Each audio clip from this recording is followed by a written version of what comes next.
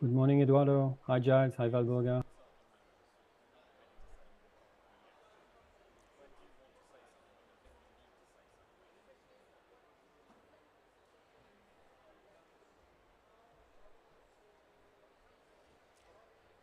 Ladies and gentlemen, welcome to this third session about the crucial role of Mediterranean Partnership with a special focus on renewable energies.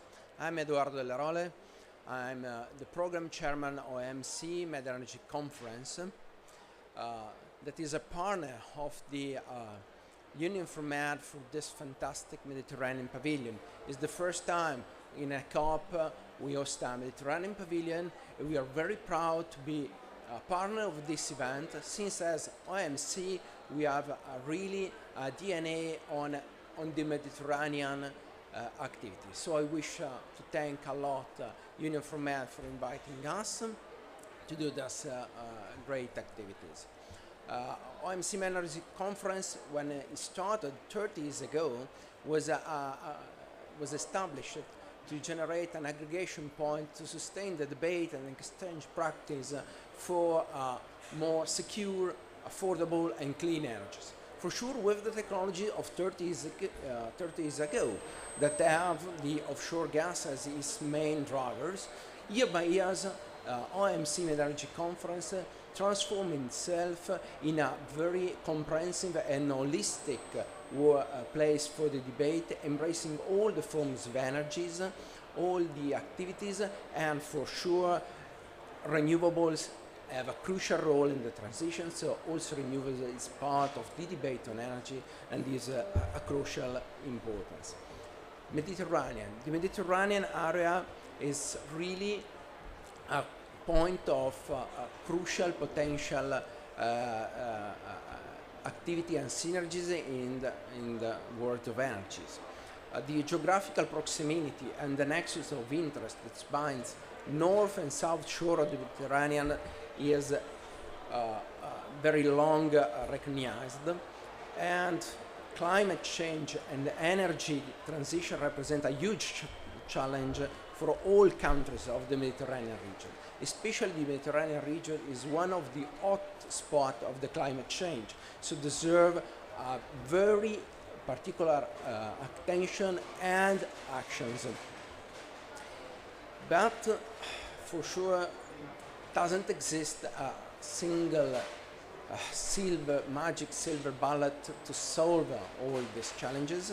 We need to cooperate and stand together and find elaborating the solution that have to be based on the partnership between the north and the south, the west and the east of the Mediterranean area.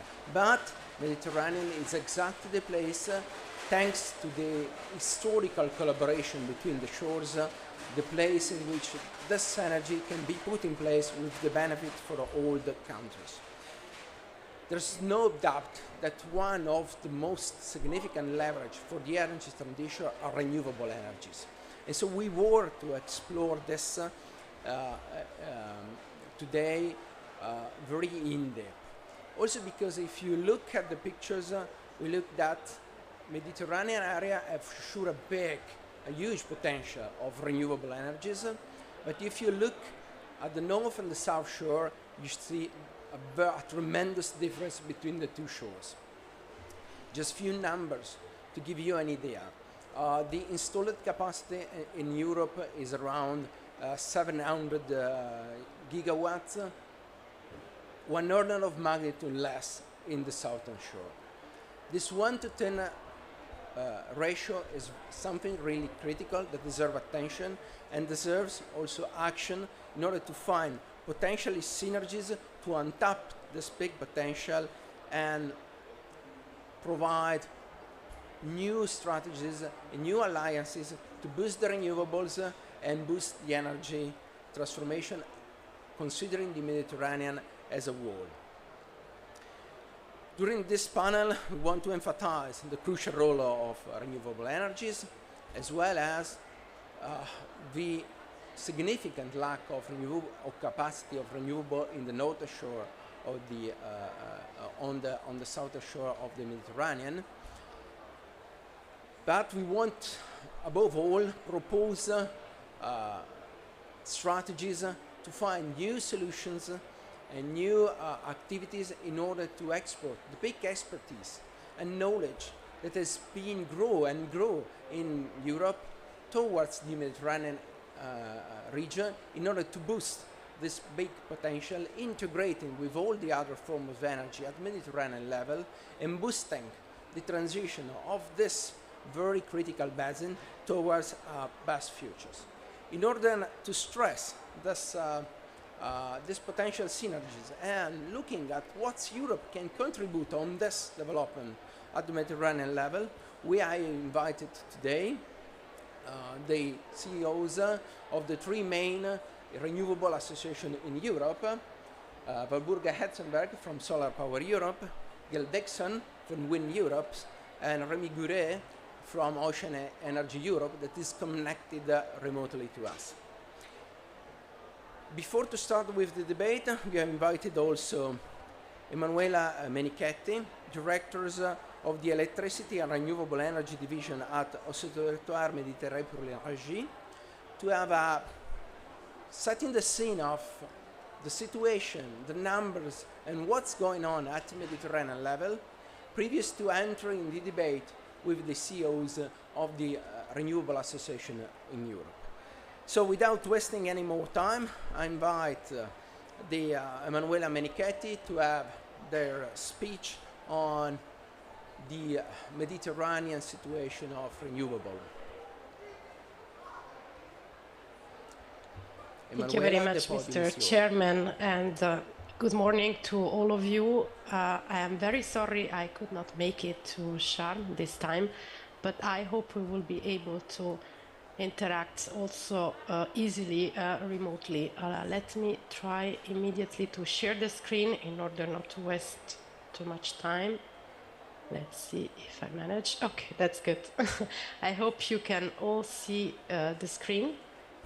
So the idea of this presentation is actually to give, as said by Eduardo, an overview of the current state of the art of renewables in the Mediterranean region, and also to assess how much renewables should grow if we really want to pursue and achieve carbon neutrality to 2050.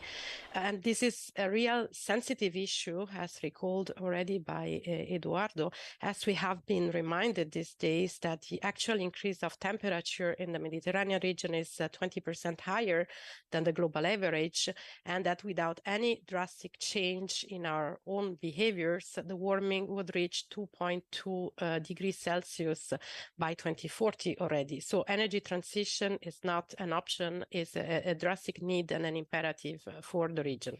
So when you talk about the Mediterranean region, at least at OME level, we intend by Mediterranean a region composed of 26 members, 26 countries bordering the Mediterranean. We have modeled individually all energy balances for most of the countries. So we have aggregated also the ones which are displayed in gray, basically the Balkan countries. For all the remaining countries, we have individual energy models. And overall, altogether, these 26 countries represent 7% of global population, 7% of energy demand, 6% of CO2 emissions, and 7% of global GDP. This slide is just to really have a common understanding for what we mean by Mediterranean and North and South countries in the next slides. So let's start immediately by the evolution of the renewable energy demand. One positive news, I mean, I totally agree with what Eduardo has just said, that unfortunately the renewable energy picture is still a modest one, particularly in the South. But if we look at the trend, actually the output, the demand from renewable energies actually doubled in the last 15 years to reach more than 5.5 exajoule in 2020. And there was a good progress for several technologies, especially, of course, wind and solar PV, but also for solar heating and cooling technologies, as well as geothermal.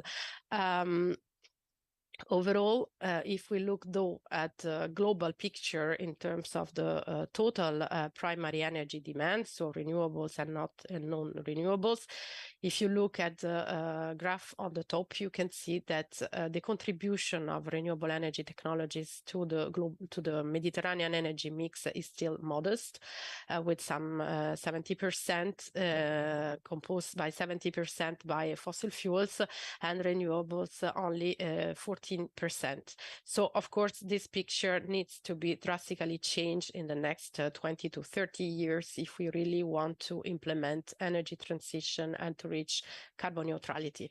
So comparing these slides with possible net zero carbon scenarios, we see how this 2020 picture should actually evolve in the next 25 basically years.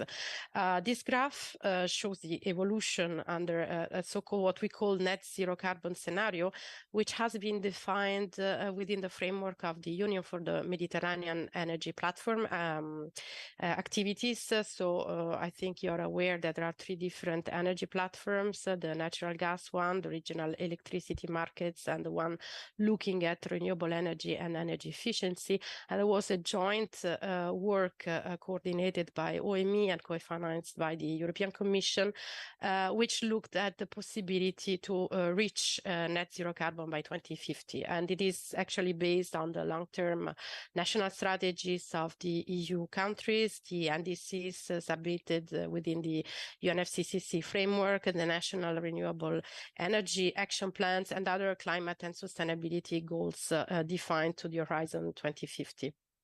In these scenarios, renewables then should more than triple current levels, as you see in the green bar. And among renewable energy technologies, wind and solar PV will have the fastest growth, but other technology would also show good progression, as for example, once again, solar heating and cooling with 7 times growth compared to current levels, and geothermal. Overall, it is important to remind that primary energy from renewables would be about 60% of the total mix, and that the overall demand would actually decrease by 20% compared to current levels. And this would automatically lead to a drastic drop in CO2 emissions with only 200 million tons as opposed to the 2 billions basically of today's level. And regarding fossil fuels, there would be basically an offset of coal and a very, very minor share of oil for some industries, still heavy industry operation and transport, but the bulk would be natural gas, which has, of course, the lowest emission factors, and that's why you see the drastic drop as of course, in addition to the use of renewables and nuclear. Let's zoom now on the electricity, which I think is more interesting also for the industry associations that are participating in this side event. Here we can better see the progression of renewable energy technologies in terms of cumulative capacity installed. In fact, the electricity sector is the closest to full decarbonization. This graph maybe needs some more explanation. So the vertical axis basically measures the cumulative installed capacity, and hence we see that natural gas has the highest cumulative installed capacity, followed by 3 basically renewable energy technologies. So in terms of the top 5 basically electricity capacity technologies, we have besides gas 3 renewable energy technologies, and the bubble actually is measured on the horizontal axis, and it measures the average annual growth during the period 2010 and 2020. So we see that whereas gas is still the most important in terms of cumulative electricity capacity, solar PV is actually the fastest growing technology with a recorded increase of 8 times within this framework in 2010-2020, followed then by wind, against a 34% increase by natural gas, and nuclear had a negative actually increase, or a net decrease. And once again, if we have to put it in perspective and see what could be the picture within the scenario that I have mentioned, developed within the Union for the Mediterranean activities, we would have a net and a very big increase of several renewable energy technologies. First of all, to accommodate for a massive electrification of the energy system, electricity capacity would increase both in the north and in the south, with 400 megawatt net addition in the north and more than 600 megawatt in the south, for a total extra capacity addition in 2050 of 1 terawatt. Solar PV would be the leading technology in the north, according, of course, I have always to remind to what has been published in terms of national plans. The picture can easily change if there are new plans coming out, and I hope that there will be even more ambitious ones after this COP. And wind would be actually the leading technology in the South Mediterranean. All renewable energy technologies are expected to grow, including also ocean, for our colleague from the Ocean Association. And I think I can then switch to this other slide. So besides, of course, the benefits in terms of climate change and reduction of emissions, there will be another benefit, immediate benefit in terms of energy security and reduction of energy dependency, which is another important aspect, particularly in the Mediterranean region, because the Mediterranean is heavily dependent on energy imports, and these levels are actually increasing year after year, in the north with 60% dependence, but also in several South Mediterranean countries, like, for example, Tunisia and Morocco, where the dependency actually is well above 90%. So this slide compares actually the possible benefits of the implementation of this net zero carbon scenario against what is the business as usual, basically. And we can easily see that the Mediterranean as such can become a net exporter by 2050, with South Mediterranean countries actually becoming net exporters already as early as 2030. So there is an additional value in implementing energy transition policies besides climate change, job creation, and other socioeconomic benefits that are, of course, mentioned. And in terms of the investments to implement this possible net zero carbon scenario, our preliminary estimates indicate that there would be a need of almost 7 trillion euros to the 2050 horizon, with half of these investments actually be needed in the South Mediterranean region alone. And 3/4 of these investments will need to come in the 2030 to 2050 decades.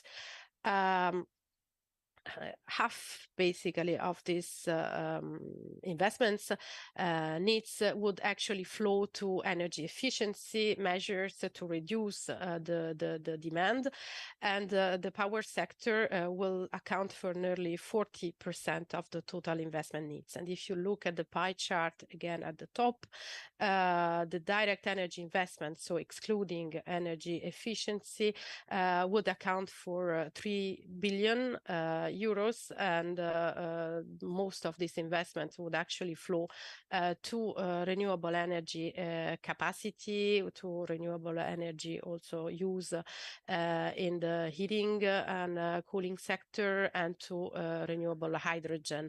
And the share of fossil fuels would mostly be for the refurbishment of natural gas plants.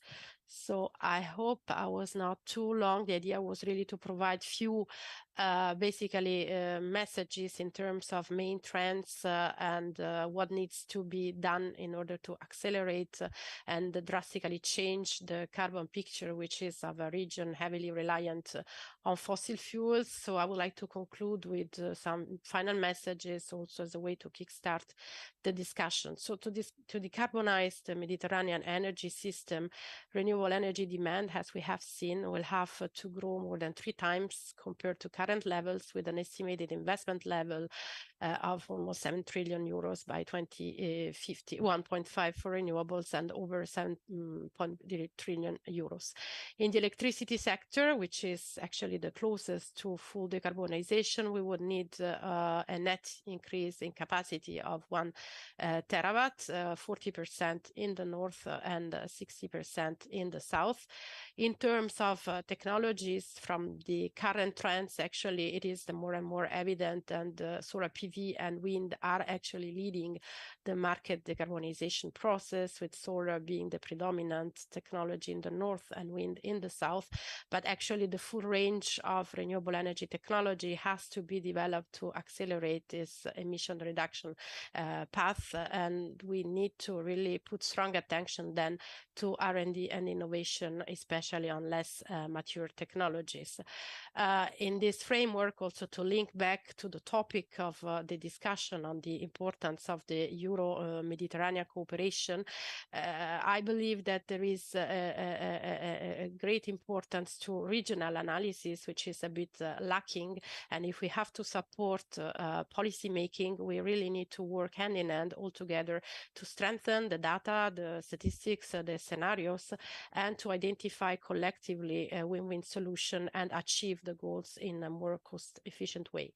And I link back again to what I said at the beginning, in a region which is a climate change hotspot and where all the trends are clearly unsustainable, and in a region that is already severely affected by climate change, we need to accelerate the dialogue, especially between the public and private sector, between the policymakers and the industry stakeholders. That's why I would like to really thank OMC and Eduardo Della Rola in particular for organizing this side event, where basically different stakeholders from the industry association can discuss together and then can provide some elements for improving the policy making and improving cooperation in the Euro-Mediterranean region, in order to remind that this transition has to be just and fair, both in the North and the South Mediterranean countries. So with this, I would like to thank you all for your attention. I hope I was not too long and that I was clear enough. I'm here at your disposal for any question. Thank you very much. Thank you, Emanuela. A very interesting picture that for sure deserves more attention. And we move to the panel discussion we have in the MED. Is for sure the sea of the sun, not only for the vacation or the splendid beach, but also for energy. So I think that we can start from the solar energy. So I want to invite Valburga to give us more detailed pictures on solar energy, especially with a special attention to the potential synergies and opportunities related to the Mediterranean region. Valburga, thanks a lot, Eduardo, and it seems that the microphone is working. Thanks for the invitation. Thanks also for this very interesting presentation by Emanuela. Indeed, I would like to zoom out, first of all, because there's not only a huge solar potential in the Mediterranean region, but there's a huge solar potential all over the world. And Emanuela was also very interestingly situating the Mediterranean region in the world with what I learned, 7% of energy demand globally. So I'd like to start with some global numbers here. So we have seen a gigantic growth of solar in the last 20 years. We went from 2 gigawatt of solar, and it was mainly based on German feed-in tariffs in the 20 years. That's where COP started in 1995, when we were even below 1 gigawatt. And in the last 20 years, we've seen a growth where we are today at 1 terawatt of solar. That's what Emanuela also mentioned as the figure which is needed to decarbonize the Mediterranean region. So 1 terawatt today globally. If we move on, this is where we are going to be in only 3 years' time. We're going to double this 1 terawatt to 2 terawatt by 2026 already. So we're moving on very fast, 2.3 terawatt in 2026 in our medium scenario. And the next slide should tell you that we're moving even faster at this point in time in Europe at least than the medium scenario, with the versatility of solar. You can install it everywhere with the incredible cheap costs by now, LCOE. Solar PV can support independence, which is dearly needed, very fast and sustainably. So last year we installed some 30 gigawatt of solar, almost 30 gigawatt of solar in Europe. Our forecast at the beginning of this year, that was before the war started, was around about 35, 40 gigawatt. It looks as if we will even exceed these 40 gigawatt this year. We will be coming up with our European market outlook soon. We'll be publishing it mid of December, so then we will know. But it looks as if we are going to even exceed this. And looking into the near future, 2026, we will probably see some 100 gigawatt installed in that year in Europe, and we hope that this will be continuing in the years to follow to lead us up to 2030. And before I'm going to show you the figures of 2030, yeah, oh, here they are. Oh, there's one slide missing. No, okay. I'm going to show you what our trajectory means in terms of jobs, because there's huge opportunities also for the Mediterranean region in jobs, because we're talking about local jobs, about green jobs, about highly skilled jobs. So we're at 500,000 jobs today in Europe, almost. We are going to see a huge increase in jobs with the growth trajectory we're following. And by 2030, we'll be at least 1 million jobs. If we're going faster, and that's the next slide, if we're going faster and reach the 1 terawatt of solar in Europe, so that's the 1 terawatt we have today globally, we want to reach it in Europe by 2030, we will even talk about 1.5 million jobs. And all of that is these are realities which are also true for the Mediterranean region. And I would like to talk about these opportunities now quickly before we entering the discussion. Emanuela, you said the Mediterranean region is a hotspot for climate change. It's also a hotspot indeed for solar.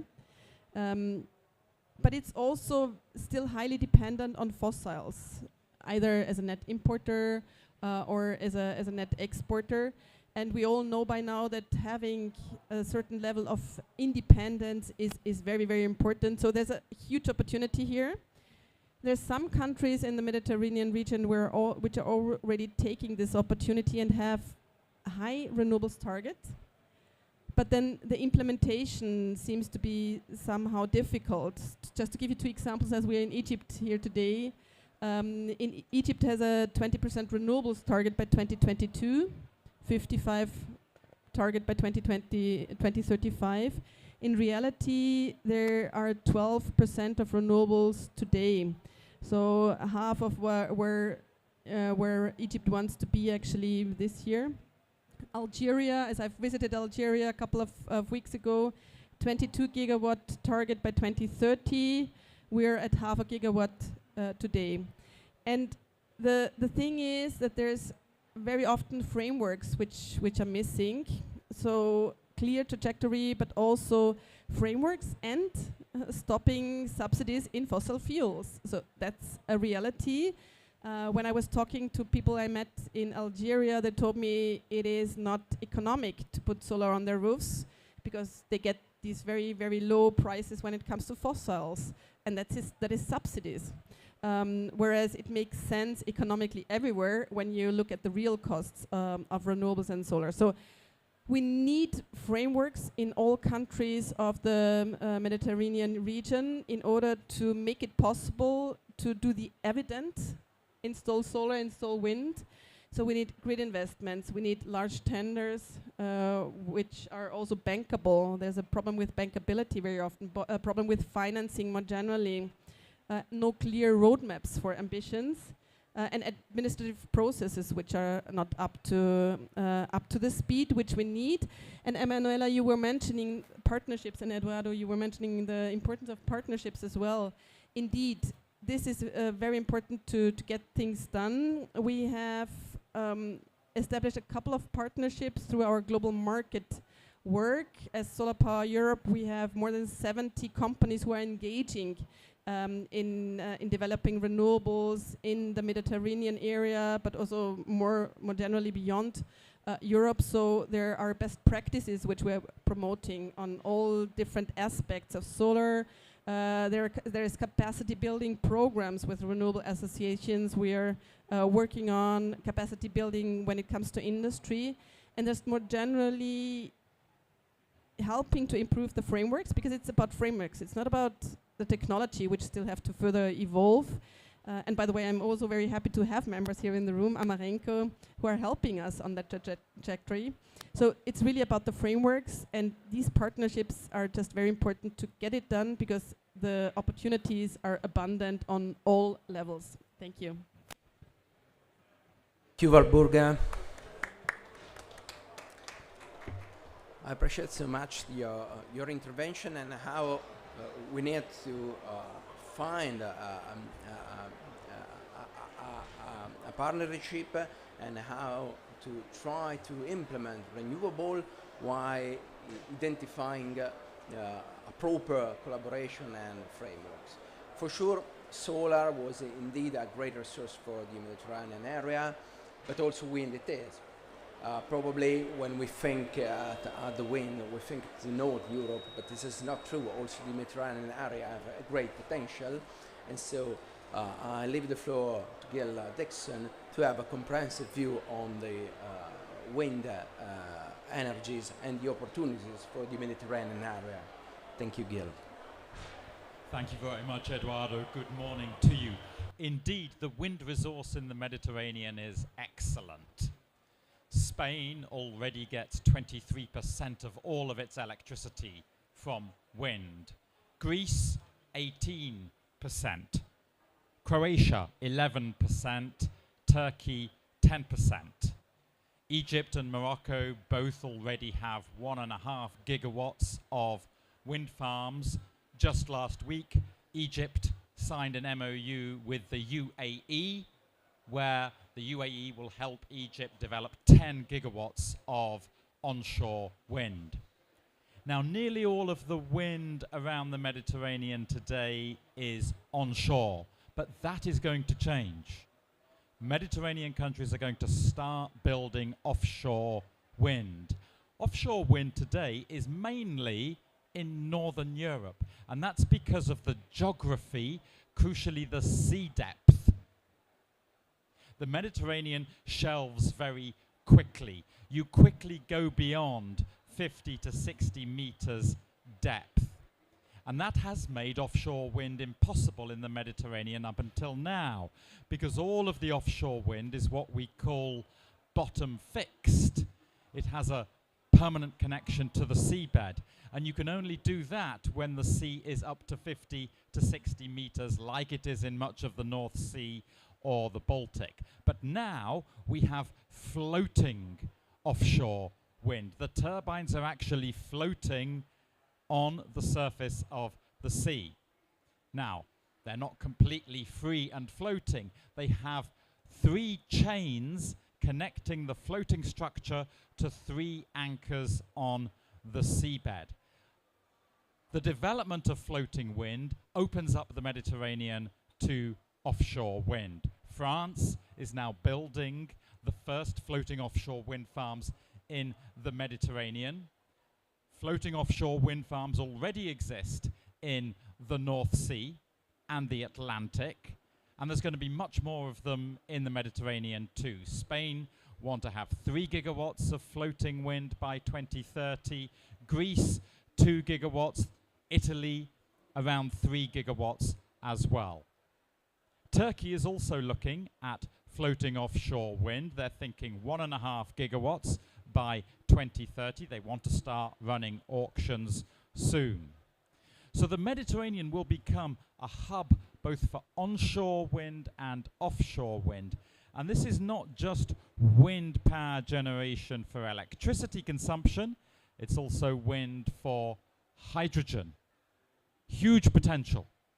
especially in North Africa, for converting wind electricity into renewable hydrogen, which can be consumed anywhere around the Mediterranean or further afield.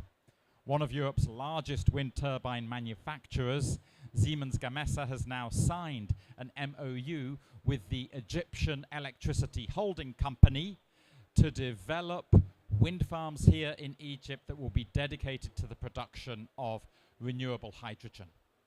Of course, we need to think about the grid connections. We need to think about how we will transport the renewable hydrogen, but the potential is huge, and we agree with everything that you have said, Eduardo, in your introductory comments, and the potential that Emanuela has been describing can easily be fulfilled with wind working hand in hand with solar. Thank you, Gail. So very interesting, and you open to the world of sea, so from the shore to the sea, and the sea itself can serve opportunity, and we want to explore the potential of marine energy and ocean energy with Remy in order to explore this, for sure, less mature today technologies, but as already mentioned by Emanuela, there's a slice that also ocean energy have to cover in order to fulfill our total commitment to the net zero. So Remy, please, the floor is yours. Thank you, Eduardo. Good morning, everybody. Hello, Giles, Valborga, Emanuela. Thank you for having us. Very sorry to not be able to be with you physically. Ocean energy, yes. Obviously, Eduardo, you know wave very well. We also about tidal energy, which is essentially exploiting sea currents generated by tidals. And we also have a last technology which is interesting for the Mediterranean, which is called SWAC, seawater air conditioning, which is essentially a heat pump system using salt water and cooling, or eventually also heating buildings. But at the moment, the cooling effect is the one that's more interesting, and around the Mediterranean is likely to remain like that or even increase. Anyway, so where we are at the moment is obviously we count in megawatts at the moment. We don't count in gigawatts like Valborga and Giles. We've put 3 tidal farms in the water in 2016, and I'm very happy to say that they're still running and they're still generating gigawatt hours to the grid as we speak today, 6 years later, which is obviously really good for extremely innovative technologies never done before farms. And even more exciting, in 2022, we've actually have a second wave of farms that is being financed as I speak. The UK put together a 40 megawatt ring fence from the CFD, so a support mechanism, the likes of a feed-in tariff, if you like, to help these technologies get in the water. And that's for about 3 farms of 40 megawatt together in the UK. France is looking at putting devices in the water as well. There are discussions with the government for a feed-in tariff, which should become official, hopefully by the end of this year, for 2 farms in France, and one of which 17 megawatts. So we've moved away from one single device, 1 megawatt, 1.5, to really a multi-device system and multi-device farms, which pave the way for commercial deployment in a later stage. And it's also really interesting because we have private investors that are joining the sector, large OEMs like Technic FMC, SKF, Siemens to a certain extent has been looking as well, Voith Hydro. So people who have a huge wealth of knowledge in terms of industrial expertise and who are helping us develop the technologies beyond just prototyping. And also on the project development side, utilities. So obviously utilities such as yourself, Eduardo, so ENI or Enel in Italy, both of which looking at wave. I'll come to that in a second. But also 100% renewable utilities who are looking at the next renewable they'll be able to invest in, having already put quite a lot of their own cash or bank money into solar and wind projects. So it's really exciting time. It's really I've been in this field for 9 years now, and I can see that this year we can really see the sector moving forward in a way it hasn't before. So very, very, very exciting. Now, the Mediterranean potential for tidal is a bit lower. Obviously, it's a sea that is mostly closed. So there is a bit around the islands, but it's not where we're going to install the most tidal technology. On wave, on the other side, is more interesting. There are a number of companies that are working on prototypes in the Mediterranean. Obviously, in Italy, NENL, both of them developing their own machines, partnering with universities to do that, but also in France, in Spain, in Portugal. Portugal is likely to see the first wave farm globally be put in the water in the next 2 years. And even countries that you wouldn't think of, like Slovenia, who are developing a prototype at them, or who have put a prototype in the water and looking at developing the rest. So much better resource for wave in the Mediterranean. And I'll finish with SWAC on the technology roundup. So Marseille has 2 plants from EDF and ENGIE. So again, you can see the utilities looking wherever they have a chance to develop new renewables. 20 megawatt plants, so quite significant by our standards, but something very replicable. It's the temperature difference in the water is fairly low, so it means that it's something that's very replicable around the world. It's not something where you need to go to the tropics to develop the technology. So essentially, good prospects on the technology side, and I want to finish with maybe 2 things. First, yeah, so Giles was mentioning about all the, and Valborga, about all the prospects. For us, ocean energy, we estimate that by 2050, we could be around 10% of EU electricity consumption today. So it's obviously, we're not going to produce half the grid, and we're not here to be competing with wind and solar. We're much cheaper at the moment and are likely to remain so for the foreseeable future.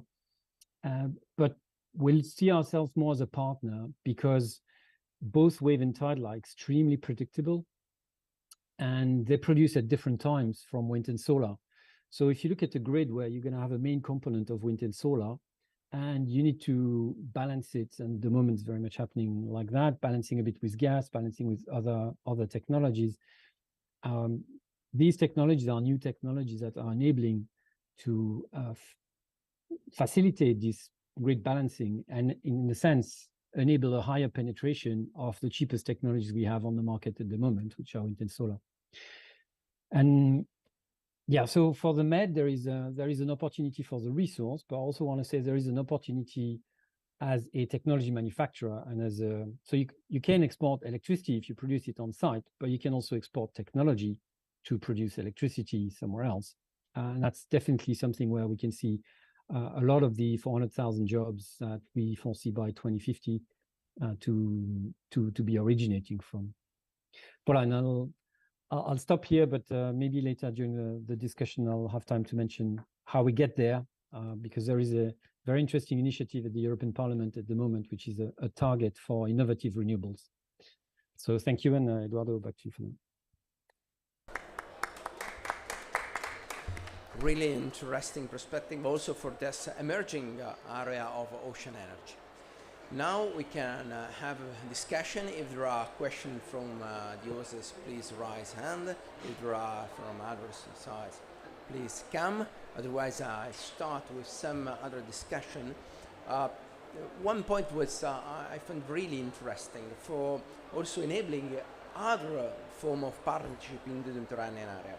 Valborga, you mentioned the great number of jobs that the implementation of renewable will create. For sure, these jobs need new competencies, new know-how, high professionalism. So we have also to not only build plant, but also to build knowledge, experience, and not only in Europe, but also in the southern part of the Mediterranean, if you want that renewables grows up also here. So you can give us a point of view on this and elaborate a bit more on this crucial point, I think. Thanks for the question. No, it works. Because indeed, it's one of the main things we're looking into also at European level, skills, to build up skills. And I do think what we're trying to do at European level can also be kind of a blueprint for the Mediterranean region more generally. So, because it's a great opportunity, there's all these jobs, but then we also need to fill these jobs.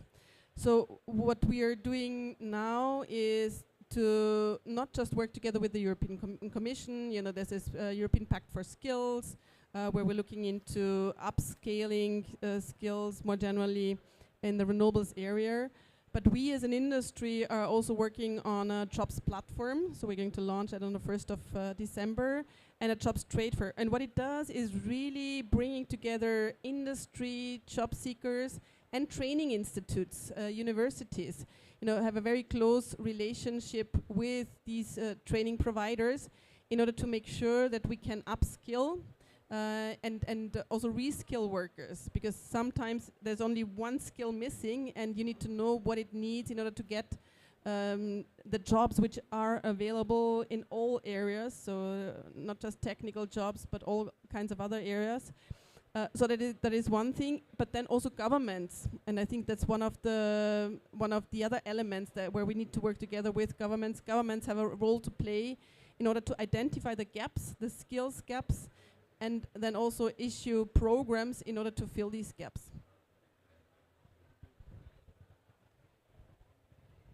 And okay, Gil. Could I just add, Turkey has done a very good job in establishing clear qualifications frameworks for wind energy. And they drew this up with the wind industry in Turkey. So far it's been all about onshore wind. They've drawn up detailed qualifications frameworks, communicated that to the universities and vocational training establishments. They've told them what sort of skilled workers they need, and over to you, the universities and training colleges, to give those people to industry. And now they're going to start that for offshore wind as well. Governments have to be involved here. It needs a strong element of top-down plus active engagement of the industry, communicating what the skills needs are. Thank you. So knowledge, one point. Another point that's already mentioned about Remy, and also was stressed by the presentation of Manuela in her conclusion, was the effort on R&D and technologies. So for sure we need new technologies, new activities in order to really expand the market and reach. So Remy, you mentioned just at the end the effort on technologies. Can you please spend a few more minutes on that point? Yeah, sure. Thank you very much for bringing it back.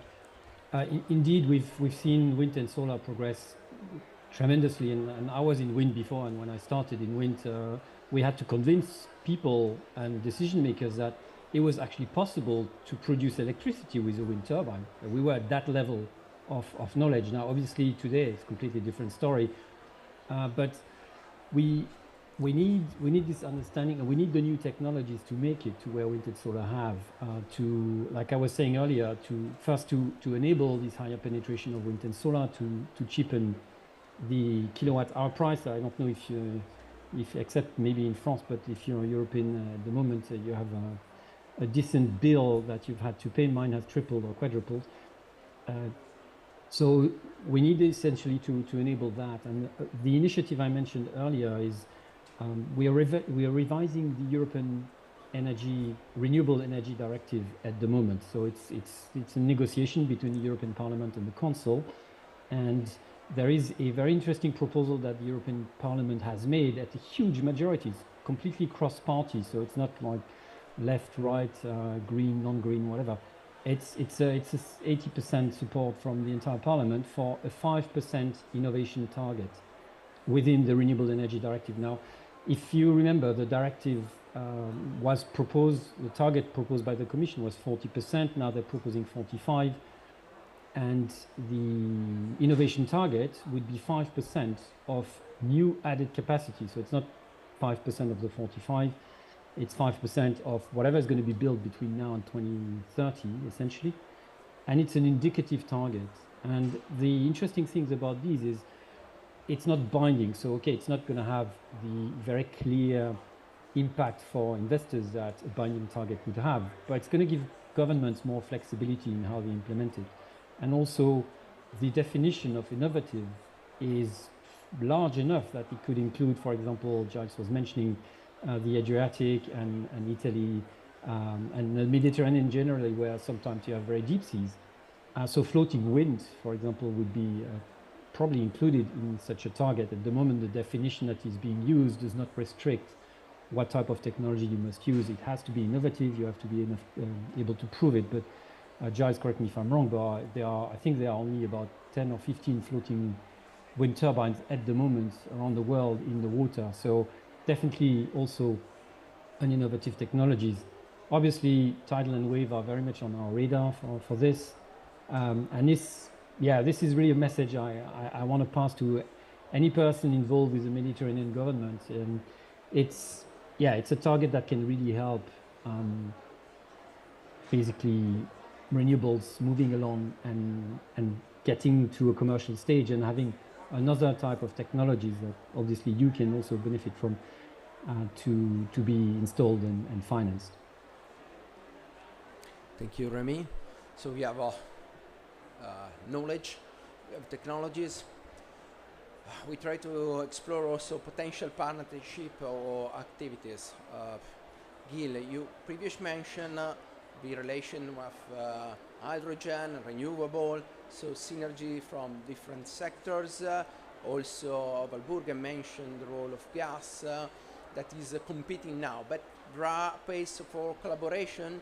I mean, maybe improving renewable, not burning gas here, exporting the gas to Europe right now, not consuming it for energy production, just to increase security and affordability also for the price in Europe, while boosting renewable or producing, as you mentioned, hydrogen in the southern shore, which is much cheaper than in the north, and export, giving opportunity of business and growing to the south shore of the Mediterranean. It seems that, let me say, a no-brainer solution. It is. Look, Europe needs gas. Egypt is burning gas today to produce electricity. Egypt wants to get more electricity from renewables. Europe supports that. It's a total no-brainer that Europe says to Egypt, come on, stop burning gas to make electricity. We'll take that gas and we'll help you develop renewables. It's win-win. It's a total no-brainer. Remy, your question about how many floating wind turbines there are today, it's around 25 in the whole of the world, and they're nearly all in Europe. We have around 130 megawatts of floating wind in operation today.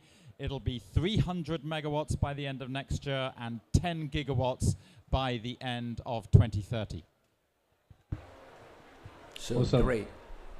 So great. So we have, let me say, we have the knowledge to, let me say, to generate, but also to generate together, northern and southern shore.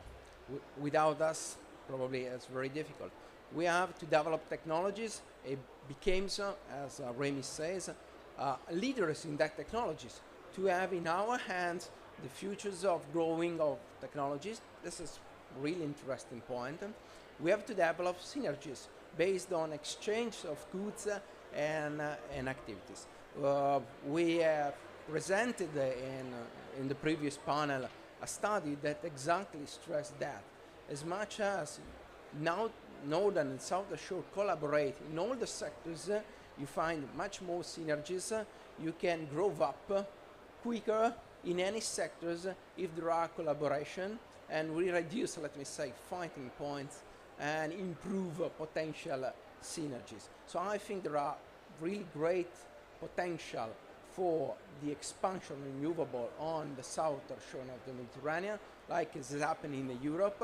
Probably we have, as we proposed as an OMC Mid-Energy Conference, to think to a new Euro-Mediterranean Green Deal in order to embrace also the southern shore in this process, because as Emanuela mentioned, there is just one transition that has to just and fair, so to take all the actors on the board. What do you think? So indeed, talking about just transition, you have to look at what is just and how can we help people most in the end. Renewables, wind and solar by now are the cheapest energy technologies. It's just a little bit disguised because you still have a lot of subsidies in the system, which make that in some countries, it's not interesting enough to develop renewables and wind at the pace that is needed. So a just transition is a transition where everyone has access to cheap and abundant energy, and that's what we're aiming at, to a 100% renewable system, the latest by 2050, ideally already before. So if there is intermediate steps which need to be taken, okay, but the goal has to be very clear, 100% renewables in order to provide indeed for that just transition. And there's also very good examples, because you were asking about skills in the previous question. There's very good examples where, for example, people working in fossils, people working in the coal sector can easily reskill to renewables, where there's new opportunities to have green jobs. So that's the kind of, that's a pathway we need to walk down very fast. And when we talk about synergies, yes, there's great synergies between wind and solar, having hybrid systems where we combine the wind and solar production with storage as well, providing a secure energy production. So there's great synergies, but it has to be on a 100% renewable pathway from our perspective. Gil? Yes, in Romania, we are now actively reskilling coal miners to work in wind farms. It takes us 3 months only, full-time training, to skill a coal miner to work on operation and maintenance of onshore wind farms. They have good technical skills. They're used to working in fairly challenging physical environments. And we've set up 2 training centers in Romania to do this now. The coal mining companies there, we were worried when this started that they would feel we were taking their miners away from their industry. Actually, they are phoning us saying, look, we want our workers to have a long-term future. Can you please retrain them? The other element of the just transition is we must avoid the mistakes of Desertec 10 years ago. Desertec didn't think about the local economies at all. It was all about producing energy in North Africa and bringing it to Europe for Europeans' benefit. The politics were totally wrong, and not surprisingly, it failed. So when we look now at Europe helping North Africa to develop more renewables, whether it's for electricity or renewable hydrogen, we must think, how can the local economies benefit? Thank you. Remy, a final talk? Yeah, finally, well, just on the skill aspects as well, it's very interesting because we have the same issues that Giles or Valborga might have on finding good people. We have the advantage that we're innovative, so young engineers who want to make it in life maybe will look at us, and I have one example at least, and say, well, I want to develop this because if we make it, it's going to be my work that will have enabled that technology, and I'm proud of that. But we have the same issues that it's very difficult at the moment to get skilled workers. Luckily, I guess when we get to industrialization, we will have wind and offshore wind specifically, because offshore operations, this is where we do a lot of, we need a lot of the workers. A lot of these people will have been trained for the wind industry, and hopefully the market will be a bit more fluid, and there will be more of an abundance of people who are able to work both on offshore wind and for us, they're very similar skills that we need. We need welders, we need crane operators, ship drivers, divers, etc. So it's very similar, and yeah, I think opportunities for everybody in the renewables field. Thank you. Emanuela, a few final words from your point of view that looks at the Mediterranean area as a whole. Yes, well, with lots of pleasure. Well, first of all, I would like to congratulate all the panelists on their brilliant interventions, and I can only agree with all that has been said. Regarding the jobs, of course, I haven't really stress this point that much, but I agree with Valburga that there is a tremendous opportunity.